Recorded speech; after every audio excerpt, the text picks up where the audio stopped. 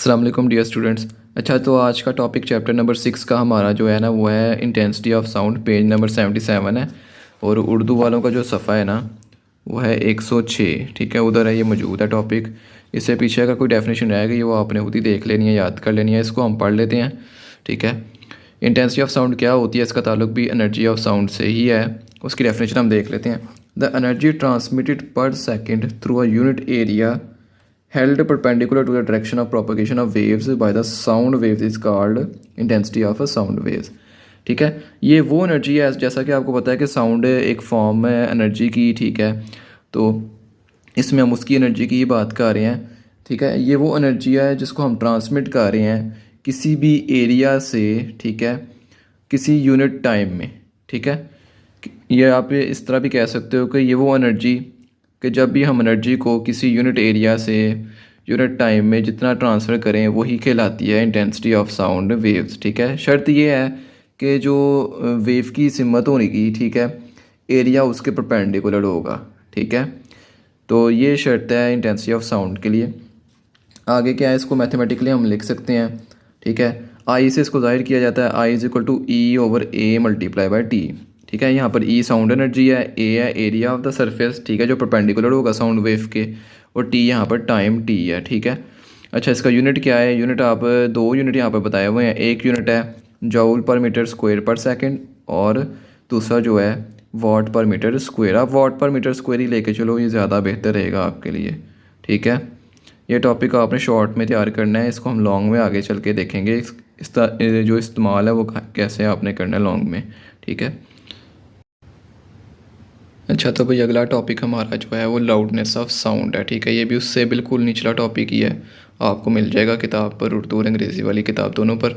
ठीक है, loudness of sound हम कहते हैं मैग्नीट्यूड ऑफ साउंड को। ठीक है, मैग्नीट्यूड से मुराद आपको पता है कोई न्यूमेरिकल वैल्यू, जैसे 1 2 3 4 सो ऑन। ठीक है, तो मैग्नीट्यूड ऑफ साउंड ही आपको बताता है कि आवाज़ की लाउडनेस क्या होगी। अगर लाउड मैग्नीट्यूड ज़्यादा है तो इसका मतलब लाउडनेस ज़्यादा है, अगर मैग्नीट्यूड कम है तो लाउडनेस भी कम है। ठीक है, ये लाउडनेस ऑफ साउंड को ही हम कहते हैं मैग्नीट्यूड ऑफ साउंड। इसका सिंबल जो होता है वो कैपिटल एल है। ठीक है, कैपिटल एल इसका सिंबल है, कैपिटल एल। ठीक है, इसके बाद आता है वेबर फेशनर लॉ। ठीक है, ये भी आपने तैयार करना है लॉन्ग के पॉइंट ऑफ व्यू से। अच्छा, ये लॉ क्या बताता है, this law states that the loudness of sound is directly proportional to logarithm of intensity. ठीक है, ये डेफिनेशन आपने अच्छे से याद करनी है। वो बता क्या रहा है कि जो लाउडनेस ऑफ साउंड जो होती है आपके पास L, capital L, directly proportional होती है लॉगरिदम ऑफ बेस 10। ठीक है, आई यहाँ पर क्या है, इंटेंसिटी ऑफ साउंड। ठीक है, loudness of sound directly proportional है इंटेंसिटी के, लेकिन बीच में आ गया लॉगरिदम भी बीच में आ गया, उसको भी ऐड करेंगे। अच्छा, इस सिंबल को जब हम रिमूव करेंगे तो एक इक्वल आ जाएगा, साथ एक कांस्टेंट टर्म आ जाएगी। ठीक है, यहाँ पर के जो है वो एक कांस्टेंट ऑफ प्रोपोर्शनैलिटी है। ठीक है, इसकी जो वैल्यू डिपेंड करती है वो सिस्टम ऑफ यूनिट्स पे करती है। ठीक है, ये अपनी चीज़ यहाँ तक याद रखनी है। अच्छा, तो भाई हमारा अगला टॉपिक एक इंपॉर्टेंट लॉन्ग क्वेश्चन है, ये आपने तैयार करना है। बहुत शॉर्ट सा टॉपिक ही है, इसको हम तैयार करेंगे। ठीक है, टॉपिक का नाम है इंटेंसिटी लेवल। ये बिल्कुल उससे अगला टॉपिक ही है, हम बिल्कुल रिदम वाइज चल रहे हैं। ठीक है, पेज नंबर ये आपका तकरीबन उर्दू वालों का 107 ही बन रहा है। ठीक है, और दूसरे इंग्लिश वालों का भी जो है ना वही पेज है। टॉपिक क्या है हमारा, देखते हैं इसकी डेफिनेशन।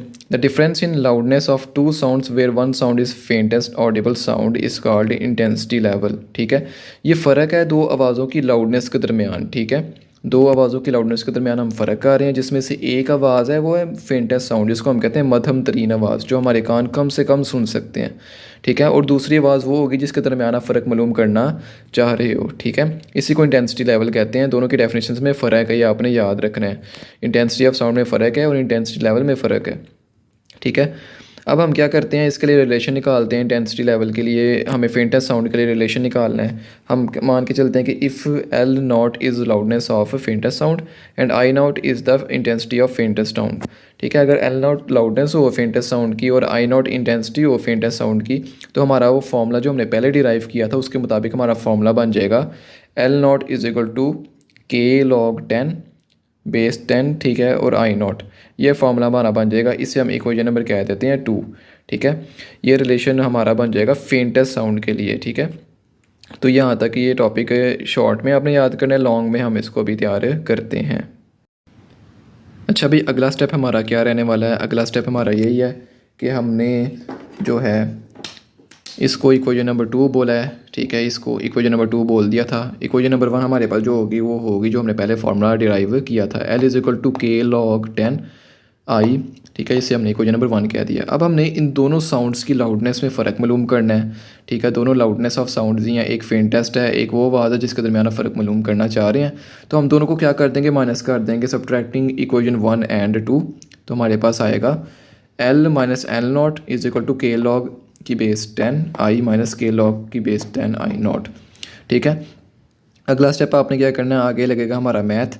तो आपने देखना है इन दोनों में से कॉमन क्या चीज़ निकल रही है, ठीक है। एक कॉमन चीज़ हमारे पास जो निकल रही है यहाँ पर से ये है कैपिटल के कांस्टेंट निकल रहा है, ठीक है।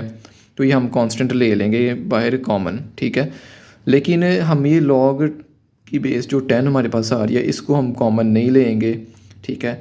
जब भी यहाँ पर दो टर्म्स ऐसी, दो क्वांटिटीज़ ऐसी नज़र आ जाए जिनके साथ लॉग की टर्म लगी हो और उनकी बेस सेम हो, तो यहाँ पर हम लॉगरिथम को इस्तेमाल करते हैं। लॉगरिथम का एक रूल है हमारे पास। मिसाल ले लो, अगर एक टर्म हमारे पास है लॉग की बेस 10 की क्वांटिटी साथ लगा देते हैं ए, और दूसरी क्वांटिटी हमारे पास मौजूद है लॉग की बेस 10 बी, ठीक है। दोनों क्वांटिटीज़ हैं, अगर ये दोनों माइनस हो रही हों तो इनको हम ऐसे लिख सकते हैं, हमारे पास आ जाएगी लॉग की बेस 10 ए ओवर बी, दोनों डिवाइड हो जाएंगी, ठीक है। माइनस हो रही हो तो डिवाइड हो जाएंगी, प्लस हो रही हो तो मल्टीप्लाई हो जाएंगी। आपने लॉग का बेसिक रूल पढ़ा होगा, ठीक है। तो यहाँ पर भी हम इन क्वांटिटीज़ के साथ सेम काम करने वाले हैं कि अब ये दोनों माइनस हो रही हैं तो माइनस में हम यहाँ लॉग की प्रॉपर्टी इस्तेमाल करेंगे। तो हमारे पास इंटेंसिटी लेवल का जो फॉर्मूला बन जाएगा वो बन जाएगा के लॉग की बेस 10 आई ओवर आई नॉट, ठीक है। ये यहाँ तक आपने याद करना है।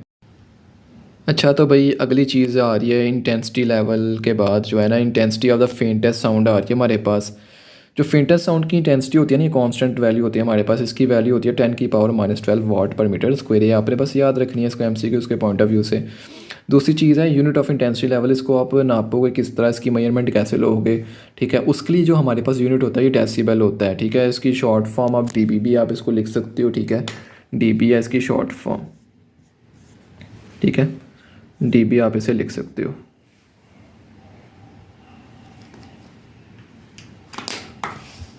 मार्कर्स को ना एक्चुअली में मैं रखता नहीं हूँ। अच्छा, तो भाई आगे हमारे पास क्या है, फेंटेस्ट साउंड की जो इंटेंसिटी होती है ना, इसकी वैल्यू हमारे पास रहती है कांस्टेंट, ठीक है। वो है हमारे पास आई नॉट इज़ इक्वल टू 10⁻⁻12 वाट पर मीटर स्क्वायर, ठीक है। ये आपने याद रखनी है। इसके बाद हमारे पास यूनिट आ गया इसका इंटेंसिटी लेवल का, वो होता है डेसिबल, जिसकी आप शॉर्ट फॉर्म dB आप लिख सकते हो, ठीक है। ये आपने याद रखनी है MCQ के पॉइंट ऑफ व्यू से, शॉर्ट के पॉइंट ऑफ व्यू से। इसके बाद हम देख लेते हैं कुछ टॉपिक्स किताब से। किताब पे अगला टॉपिक आ रहा है कान का फ्रीक्वेंसी रिस्पॉन्स ऑफ ईयर, ठीक है। आपको पता है जैसे इंसानी कान हमारा जो है उसकी फ्रीक्वेंसी जो है ना आवाज़ को सुनने की, वो एक लिमिट तक है। जैसे कि हमारे जो कान की फ्रीक्वेंसी है वो 20 हर्ट्ज़ से लेकर 20,000 हर्ट्ज़ के दरमियान होती है, ठीक है। इसके दरमियान जितनी भी आवाज़ें हैं उसको हमारा कान सुन सकता है, ठीक है। लेकिन अगर 20,000 हर्ट्ज़ से ज़्यादा फ्रीक्वेंसी हो जाए तो हमारा कान उसको नहीं सुन सकेगा, क्योंकि उस दौरान जो है उस फ्रीक्वेंसी की आवाज़ से हमारे कान का पर्दा जो है वाइब्रेट नहीं करेगा। ऐसी आवाज़ को हम बोल देते हैं अल्ट्रासोनिक वेव, ठीक है, या अल्ट्रासाउंड बोल देते हैं। और ये जो आवाज़ है ना, ये आवाज़ जो है सिर्फ चंद जानदार जो सुन सकते हैं, जैसे कुत्ते और चमगादड़ वगैरह इन आवाज़ों को सुन सकते हैं, लेकिन हमारे कान नहीं सुन सकते। ये हाई फ्रिक्वेंसी है, हाई एनर्जी की जो है आवाज़ होती है, ठीक है। ये चीज़ आपने शॉर्ट के तौर पर याद रखनी है, ठीक है। नीचे आ गया पिच ऑफ द साउंड, आवाज़ की पिच क्या होती है, ठीक है। ये आवाज़ की वो खसूसियत है जिसकी बिना पर हम एक मोटी और बारीक आवाज़ में फ़र्क कर सकते हैं, ठीक है। तमीज़ की जगह फ़र्क भी लिख सकते हैं, ठीक है। इसी को आवाज़ की पिच कहते हैं, ठीक है। दो आवाज़ों के दरमियान फ़र्क है, एक भारी आवाज़ है, ठीक है, मोटी आवाज़ है, और एक बारीक या पतली आवाज़ है, ठीक है। आप इजीली किसी कमरे में बैठे हुए कोई अगर बच्चा या औरत या एक मर्द दूसरे कमरे में बैठा हो, अगर वो बोल रहा हो तो आप इजीली फ़र्क मालूम कर सकते हैं कि साथ वाले कमरे में एक मर्द बैठा हुआ है या औरत बैठी हुई बोल रही है या बच्चा बैठा हुआ बोल रहा है, ठीक है। इसी को हम कहते हैं पिच ऑफ द साउंड।